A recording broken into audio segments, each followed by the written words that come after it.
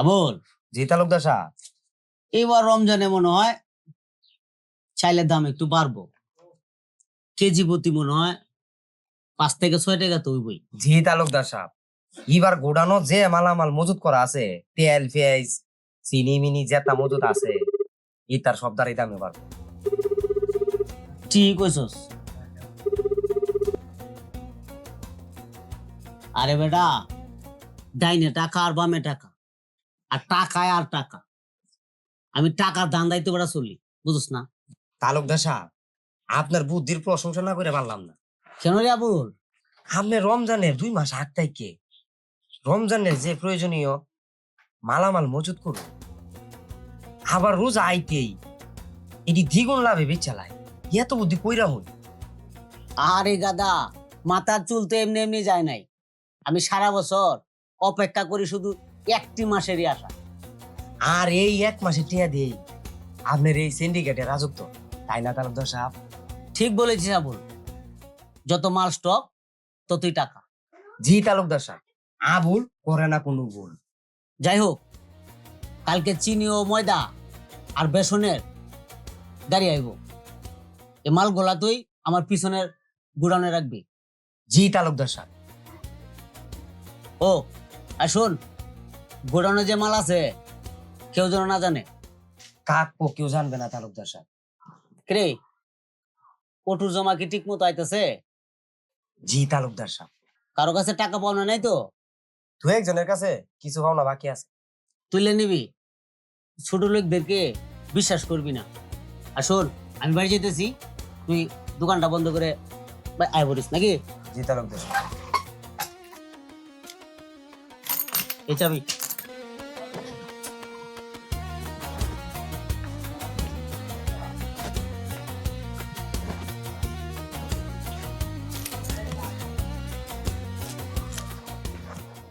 কি করবো রাশেদ ভাই, কিছু বুঝতেছি না। সাজু, জিনিসের যেভাবে দাম বাড়ছে হাতেই দেওয়া যায় না। সারাদিনে ভাড়ামারি 1000-1200, এর মধ্যে মহাজন রে দেওয়ার লাগে অর্ধেক টাকা। এই সংসার চালাইতে অনেক হিমশিম খাইতে হয়। হরে সাজু, যে টাকা কামাই আমাদের 4 জনের সংসার চালাইতে খুব কষ্ট হয়। সামনে আবার রোজা, কি যে করি। সেই চিন্তায় তো 2 দিন ঘুমাই নাই। সামনে আবিরের ইন্টারভিউ, পোলাডারে স্কুলে ভর্তি করতে হইব। কি যে করি ভেবে কিছুই পাইতাছি না। তোমার ভাইয়ে চাকরি হইলে তোমার চিন্তা শেষ, কিন্তু আমার তো কেউ নাই এই যে আমাকে সাহায্য করব। আর চাকরি 1 বছর ধরিয়া লেখাপড়া শেষ করিয়া চাকরির পাশেই দৌড়াইতাছে। আবির তো এই গ্রামে সবার চেয়ে ফার্স্ট দিছে, তাহলে ও চাকরি হয় না কে? আমরা টেহা পয়সা মামা কালু কিচ্ছুই নাই, তা আমরা চাকরি হইব কেমনে? গরিবের স্বপ্ন স্বপ্নই তাইকা যায়। হ ভাই, গরিব হয়ে জন্ম নেওয়াটা সমাজের বুকে অবহেলিত, তাই আল্লাহ এই গরিবের কপালে কষ্ট লিখে রাখছে। এই কথা কইস না সাজু। আল্লাহ তার বান্দা বান্দীদের কষ্টে রাখার কারণ তারে স্মরণ করে কিনা এটা পরীক্ষার লাগিয়া। হ্যাঁ ভাই, এই গরিবের আল্লাহ ছাড়া আর কেউ নাই। মনে রাখবি, সুখে দুঃখে যেভাবেই থাকবি আল্লাহ তাআলাকে স্মরণ করবি, আর নিয়মিত নামাজ রোজা পালন করবি। জি ভাই, সামনে যাই হোক আল্লাহ ভরসা। শোন, আল্লাহ কখন কারে কি দেয় তা কেউ জানে না, আর আল্লাহ তার প্রিয় বান্দারে কোনোদিন নিরাশ করে না। নামাজের সময় হয়ে গেছে, চল যাই নামাজ পড়ে আসি। ভাই আজকে শরীর রে ভাই, তা কালকে তো পারবো না ভাই। আচ্ছা তাইলে তুই থাক, আমি নামাজ পড়ে আসি। আচ্ছা ভাই।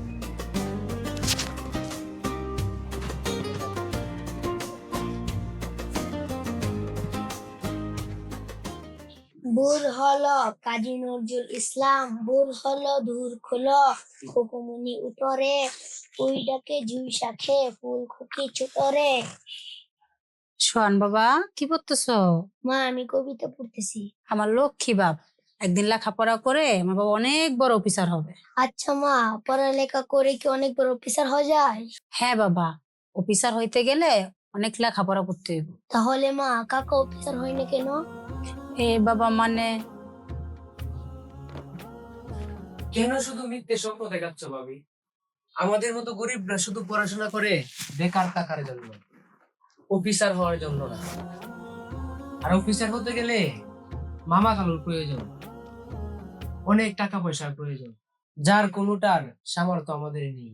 আচ্ছা শোন বাবা, তুমি যাই বাইরে খেলা করো। আচ্ছা মা, আমি যাচ্ছি। যাবো বাবা।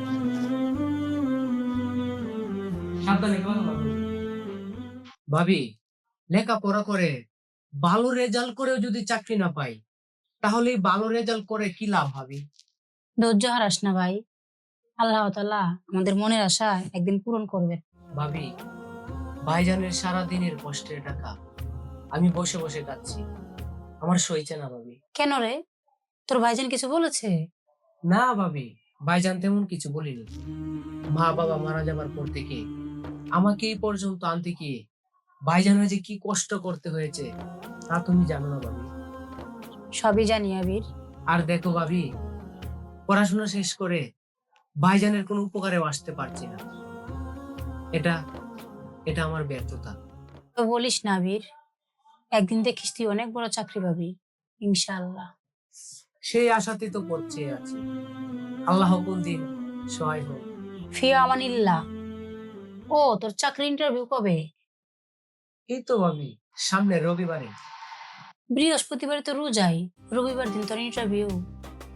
আচ্ছা ঠিক আছে, তোর ভাইয়াকে আমি বলে দেখি কিছু টাকা যদি দেয়। আসলে ভাবি, আমি ভাইজানের মুখের দিকে তাকাতে পারি না, আমার কলিজাটা ফেটে যায়।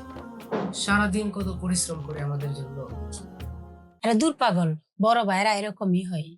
ভাবি, আমার গায়ের চামড়া দিয়ে তোমাদের জুতা বানিয়ে দিলেও মনে হয় আমার এই ঋণ শোধ হবে না। চুপ কর আবির, তোর ভাই এই কথা শুনতে পারলে খুব কষ্ট পাবে। এবার হাত মুখ ধুয়ে আই, আমি বাদ বাড়ছি। তাই করো ভাবি, আমি সোহানকে ডেকে নিয়ে আই। সোহান বাবা। বুঝলি আবল,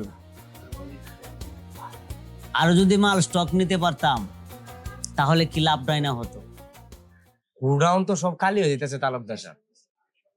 যদি 10 রোজার মধ্যে ব্যস্ত হয় তাইলে আরো লাভে ব্যস্ত হয়। আরে বোকা, রমজানের প্রথমে যে দাম পাওয়া যায় তা রোজা 10-12 দিন গেলে তা অনেকটা কমে যায়। এই রে কি বুদ্ধি রে তালুকদার সাহেব, আমি আপনার সাথে থাকি, আমি ধন্য। হ্যাঁ বুঝেছি, চল গুড়ানে যাই, দেখি আরো কিছু মাল ঢুকানো যায় কিনা। চলেন। তালুকদার সাহেব, গোডাউন তো ফোন দিছে, কথা কই।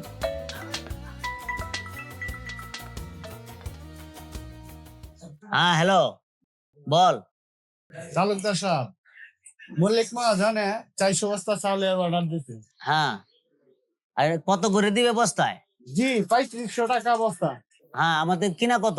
2200 টাকা বস্তা। লাভটা কম হয়ে যায়। আচ্ছা দে দে। আমাদের কাছে বস্তা আছে 370টা, আরো 30টা বস্তার দরকার। আর এই শালা বলত 30 বস্তা পাথর মিশায়া 400 বস্তা কর। হ্যাঁ, রমজান মাসে এগুলা করা কি ঠিক হইব? কি? আর দূর শালা, ফোনটা রাখতো, আমি গুড়াও নাইতেছি। আয়া তোরে কোনটা ঠিক আর কোনটা বেঠিক বুঝাইতেছি। আয়া বল চল।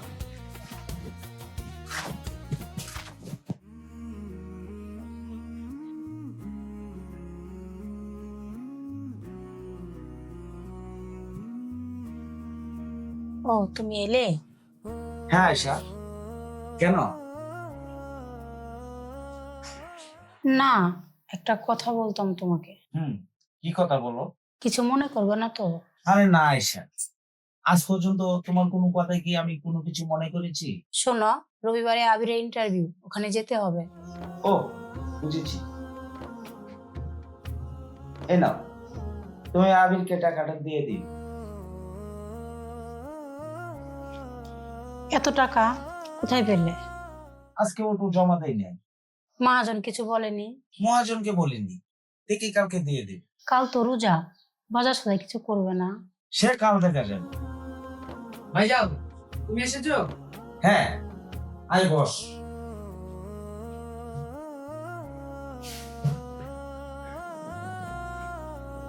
এই নাও তোমার ইন্টারভিউ টাকা। এ কি ভাবি, 1100 টাকা কোথায় পেলে? কোথায় আবার, তোমার ভাইজান দিয়েছে। ভাইজান, সব করে টাকা দিয়ে দিলে তোমাদের কষ্ট হবে না। আরে ধর পাগল, তোর চাকরিটা হয়ে গেলে আমার কষ্টই মনে হবে না। তারপরেও বাসা ভাড়া, সংসারের এত খরচ, সত্যি ভাইজান তোমার মতো ভাই পাওয়া আমার ভাগ্যের ব্যাপার। বাদ দে এসব কথা। সোহান আসছ? জি মা। বসো বাইরে। আচ্ছা কাকা, কালকে কি রোজা? হ্যাঁ বাবা, কালকে রোজা। কেন? কাকা, প্রথম রোজায় কি মানুষ গোশত দিয়ে ভাত খায়? না বাবা, তবে তুমিও গুস্ত দিয়ে ভাত খাবে। ভাইজান তাহলে যাই, আমি আজই চলে যাব। এ কি, কাল তো রোজা, পরে যা। না ভাইজান, 2 দিন আগে গেলে ভালো হবে। কোথায় থাকবি দিদি? আমার এক বন্ধুর মেস। ফিয়ামানিল্লাহ, সাবধানে যাস। বলছে আমাকে একটা ফোন। ঠিক আছে ভাইজান। কালকে কি আমার বাবা রোজা রাখবে? জি বাবা। তাইলে তো আয়সা আমার বাবার প্রথম রোজা, গোস্ত তো আনতেই হয়। গরুর গোস্তের যে দাম। আমার বাবা কালকে গরুর গোস্ত দিয়া সেহরি খাইল। আয়সা তুমি বাদ দাও, আমি হাত মুখ ধুয়ে আইতেছি।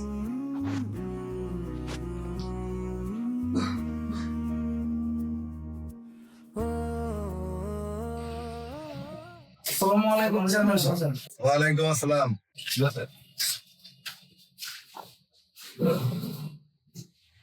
ভাইরা কিসের জন্য আমার কাছে? চেয়ারম্যান সাহেব, আমাদের মতন গরিবদের মনে হয় এবার নাকি রোজা রাখতে হবে। বাজারে জিনিসপত্র যে দাম, তাতে মনে হয় দ্বিগুণ বেড়ে গেছে। বাজার নিয়ন্ত্রণ এখন সিন্ডিকেটের হাতে চলে গেছে চেয়ারম্যান সাহেব। দেখেন, এই অভিযোগটা আমি আরো আগে পেয়েছি, তো আমি এই বিষয়টা নিয়ে এমপি সাহেবের সাথে কথা বলছি। তিনি প্রশাসনের লোক পাঠিয়ে ওই সিন্ডিকেট ভোটাদের আইনের আওতায় তাদেরকে নিয়ে সর্বোচ্চ শাস্তি দেবেন বলে আমাকে আশ্বস্ত করছেন। আলহামদুলিল্লাহ। আচ্ছা, পরিষদ ইফতারটা করে যান। না চেয়ারম্যান সাহেব, বাড়িতে গিয়ে ইফতার করবো। আচ্ছা, ঠিক আছে। আসুন ভাই। আসসালামু আলাইকুম।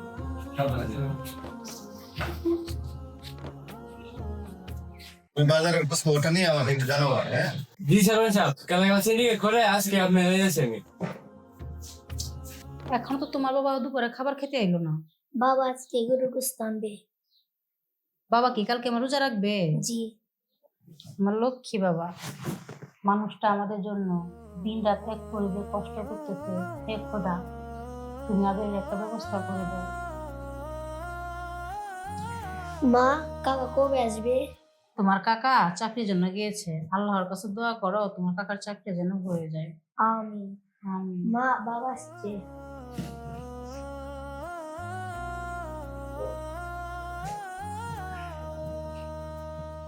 কি গো, বাজার সদাই কিছু আনলে? বাবা, আমরা কি গোশত দিয়ে ভাত খাবো না? কামু বাবা, আমরা কালকে পেট ভরে গোস্ত দিয়া ভাত খামু। অনেকদিন পরে ছেলেটা গুস্ত দিয়ে ভাত খেতে চাইলো, তুমি ডাল আর আলু নিয়ে এলা। এভাবে বলো না ঈশা, আমারও তো মন চায় আমার সন্তান ভালো মন্দ খাক। কি করব, আমার মতো গরিবের মন আছে কিন্তু সামর্থ্য নেই। বাবা, আমার গোশত লাগবে না, আমার ডাল খুব পছন্দ। বেঁচে থাক বাবা, তুই হলি আমার আল্লাহ দেয়া উপহার। জানো আয়সা, মাঝে মাঝে আমি অবাক হই, কেন? আমাদের সন্তান অল্পতেই সন্তুষ্ট, কোনো আক্ষেপ রাখে না আমাদের উপর। কেমন দেও?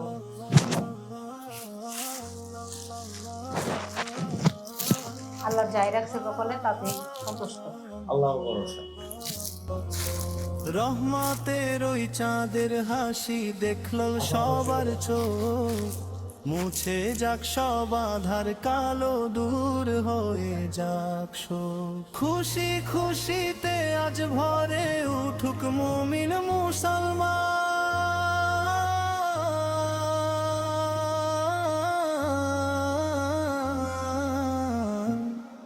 এলো মাহে রমজান। আয়সা, আয়সা, আয়সা, হ্যাঁ, সেই সময় হয়েছে, উঠো, রান্না বসা। সাধনার এই মাসে ভাই শুদ্ধ করো মন, প্রভুর প্রেমে সপে দাও আজ তোমার জীবন। শিয়াম সাধনার এই মাসে আয়সা তাড়াতাড়ি করো, আজানের সময় হয়ে গেছে। মন, প্রভুর প্রেমে সপে দাও আজ তোমার জীবন। কবে যে আবিরের চাকরিটা হইব আর আমার মনের কষ্ট দূর হইব আল্লাহ জানে। চলো আয়সা। আমরা দোয়া করি। এলো মাহে রমজান, এলো মাহে রমজান, এলো মাহে রমজান, এলো মাহে রমজান। কুরআন পাঠে রাজ্যে জাগো, ঝরাও চোখের পানি, কবুল করবেন আল্লাহ তাআলা সকল চাওয়া খানি। কুরআন পাঠে রাজ্যে জাগো। এই গাড়ির হ্যান্ডেল ভালো করে চাপা, আরো গাড়ি এসেছে তো ঢুকবো। আসসালামু আলাইকুম তালুকদার সাহেব। ওয়ালাইকুম আসসালাম। কি অবস্থা বল? অবস্থা তো খুব খারাপ তালুকদার সাহেব। আজকে হাফ বেলা গাড়ি চালাই নিয়ে জমা যাচ্ছে, কিছু গাড়ি আছে এই দিয়ে এখন ঢুকবো। কারণ কি রে, আব্বালা গাড়ি জমা দিতেছে করে? কারণ রোজা তো, সবাই কইতাছে যে হাফ বেলায় চালাইবো। আরে খাই তো হয় না ফলাই, মানে হাফ বেলা গাড়ি চালায়, হ্যাঁ? রোজা রেখে পারতো না, ওই নির্ভুতায়। আচ্ছা দেখ কোন গাড়িটা আইছে, তেল হইতো একটা ঢুকছে, আরে একটা ঢুকছে, আরে যাইতাছে জমাটা লইলাম মানে। আলেলা। আসসালামু আলাইকুম তালুকদার সাহেব। এবার গাড়ি চালাইলে তো আমার হু সারা দাও দাও টিয়া দাও দাও বললি।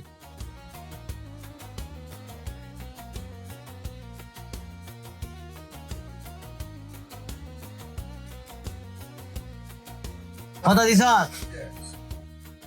তালুকদার সাহেব আজকে জমাটা দিয়ে দিছি। কালকাটা গো কালকে তালুকদার সাহেব কালকে দিয়ে দিন। দি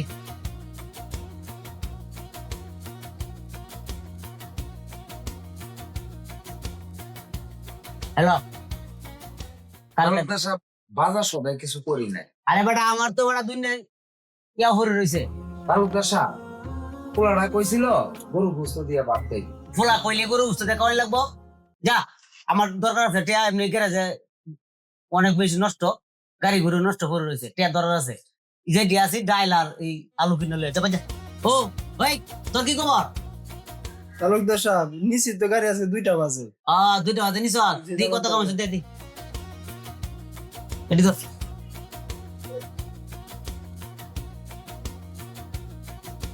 কিটা কামাইলে কিরে বেটা, এবার কামাইলে আমার গ্যারেজ চলবো? এটা গ্যারেজে কত টাকা লাগে জানোস? আরে তালুকদার সাহেব অন্তত রমজান মাসে একটু ভালো হওয়ার চেষ্টা করুন। আরে বাবা, চান্দের মধু দেওয়ার বুলি পনির টাট্টু করা কামাচ্ছে তো 150 টাকা, 50 টাকা দিতে বেশি দিচ্ছি? হ্যাঁ চুপ কর শালা, আগে টেডি দে আর নীতি কথা বাদ দে, 50 টাকা নিলাম। দেখ সাজু, আল্লাহ জুলুমকারীকে পছন্দ করেন না। আল্লাহ সবাইকে হেদায়েত করুক। আমিন। আমিন। রাশেদ ভাই, এত কিছুর পরেও ওদেরকে হেদায়েতের কথা বলছো? হ্যাঁ, আল্লাহর হেদায়েত নিয়ে একজন প্রকৃত মুমিন হওয়া যায়। আরে দাদা এইসব কথা বলে মূর্তি তো দা শালা। যাচ্ছি, তোদের পতন খুব শীঘ্রই হবে। চলেন রাশেদ ভাই। আর যা যা বেটা, তোরা নীতি কথা এই দূরে গিয়ে কক, আমাদের চলতো না। আচ্ছা তালুকদার সাহেব, আপনি কি রোজা রইন না? আর না রে বেটা, আমার গ্যাসের সমস্যা। আমার তো একই সমস্যা। আর টিয়া কোন হয়েছে তো? হ্যাঁ হইছে। আচ্ছা চল আরতে যাই, দে দে দেন। না বেটি এখনো রাখ। আমার মনে শান্তি।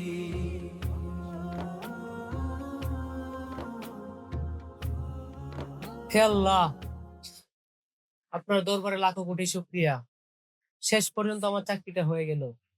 আমি এখনই ভাইজান ও ভাবিকে ফোন দিয়ে জানিয়ে দিই।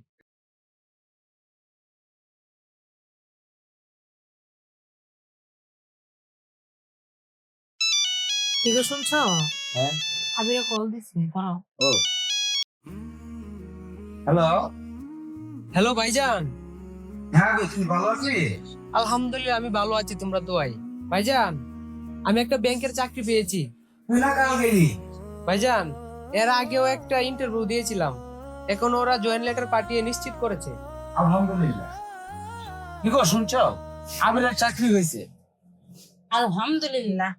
ও ভাইজান, ওরা আমাকে 1 মাসের বেতন অগ্রিম দিয়ে দিয়েছে। হে খোদা, তোমার কাছে লাখো কোটি শুকরিয়া।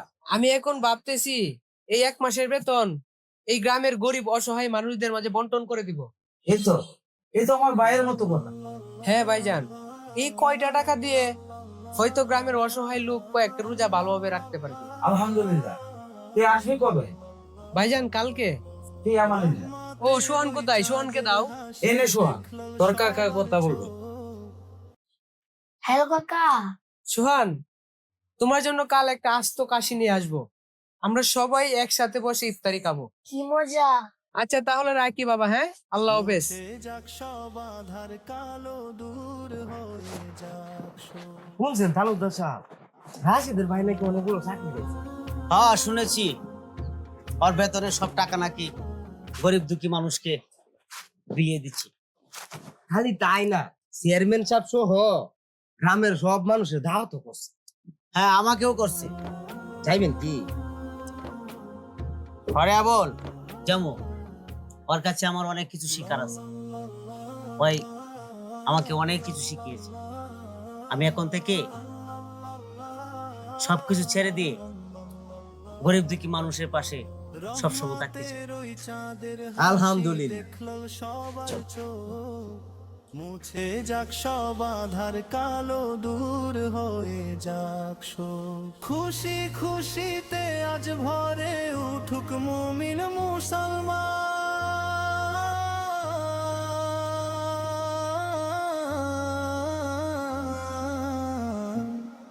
এলো মাহে রমজান, এলো মাহে রমজান, এলো মাহে রমজান, এলো মাহে রমজান। সিয়াম সাধনার এই মাসে ভাই শুদ্ধ করো মন, প্রভুর প্রেমে সপে দাও আজ তোমার জীবন। সিয়াম সাধনার এই মাসে ভাই শুদ্ধ করো মন, প্রভুর প্রেমে সপে দাও আজ তোমার জীবন। ভুলে যাও সব হিংসা বিবাদ, গাও প্রভুরি গান। আমরা কই পিছিয়ে কেন শর্মিষ্ঠা আমার আসতে কি মা না? আসলে রাশেদ ভাই, তুমি এত কষ্ট করে তোমার ফ্যামিলি ও তোমার ভাইকে মানুষের মতো মানুষ করেছো। আসলে তোমার পরিশ্রমটা খুবই সার্থক। সবাই আপনাদের দোয়া চান। তা তো অবশ্যই। আমাদের দোয়া আর তোমার পরিশ্রম। এলো তালুকদার সাহেব মাহে প্রতি। রমজান, এলো মাহে রমজান, আর শোনো, এলো মাহে আমিও তোমাদের কাছ থেকে যাবার পেরেছি, গাড়ি করছি, যাতায়াত করছি, আমি আর করতাম না। আজকে থেকে মনে করো আমি সব ছেড়ে দিচ্ছি। আগামী যে কয়দিন রোজা আছে, এই রোজা যে কয়দিনই আছে, এই কয়দিনের যত খরচপাতি আছে সে বা ইফতারে যা খাবার আছে খরচটা সেটা আমি গ্রহণ করবো। আলহামদুলিল্লাহ। আল্লাহ আছে নেক হায়াত দান করেছে। আসলে তালুকদার সাহেব, আপনি আপনার ভুল বুঝতে পেরেছেন, এটাই অনেক কিছু। আর আমরা হলাম আপনার সন্তানের মতো। আপনারা সবাই যদি আমাদের পাশে থাকেন, তাহলে আমরা সবাই গ্রামের মানুষের পাশে থাকতে পারবো। তালুকদার স্যার, আসুন আমরা প্রয়োজনীয় দোপস্ত ত্যাগ করব, জীবনের বাধা ত্যাগ করব। আর যার যা সামর্থ্য আছে অসহায় ও দারিদ্রের পাশে দাঁড়ায়। হয়তো হতে পারে তাদের মনের মতো এই রোজা। এই উসিলায় আমি হতে পারে মহান সৃষ্টিকর্তার প্রিয় একজন বান্দা। আসুন ভেদাভেদ বলে আমরা সবাই এক হই। শান্তি ধর্ম ইসলাম। ভুলে যাও সব হিংসা বিবাদ, গাও প্রভুরি গান।